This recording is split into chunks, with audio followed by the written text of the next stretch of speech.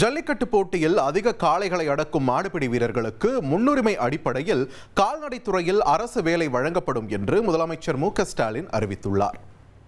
இந்த மதுரை மண் என்பது வீரம் விளைந்த மண்ணாகும். அப்படிப்பட்ட வீரம் விளைந்த இந்த மண்ணில் வீர விளையாட்டான உலக புகழ்பெற்றிருக்கக்கூடிய அலங்காநல்லூர் ஜல்லிக்கட்டை பார்க்கும்போது நமக்கெல்லாம் வீரமே வருகிறது. அதனை அடக்கிற காளையர்களை பார்க்கும்போது நம்முடைய தமிழ் மண்ணுக்கு ஒரு பெருமையாக இருக்கு.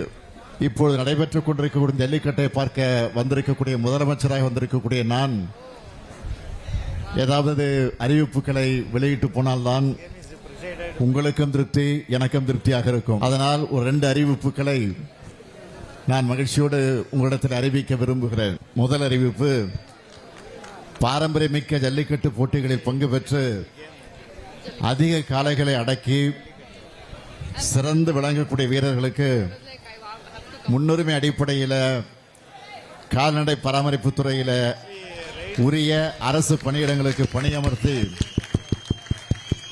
வழிவகை செய்யப்படும் என்பதை மகிழ்ச்சியோடு தெரிவிச்சுக்கிறேன். அடுத்து 2வது அறிவிப்பு, உலக புகழ்பெற்ற தமிழ்நாட்டின் ஜல்லிக்கட்டு காளைகளுக்கான அலங்காநல்லூரில் சிறந்த உயர்தர சிகிச்சை மற்றும் பயிற்சி மையம் 2 கோடி ரூபாய் செலவில் அமைக்கப்படும் என்பதையும் மகிழ்ச்சியோடு தெரிவிச்சிருக்கிறேன்.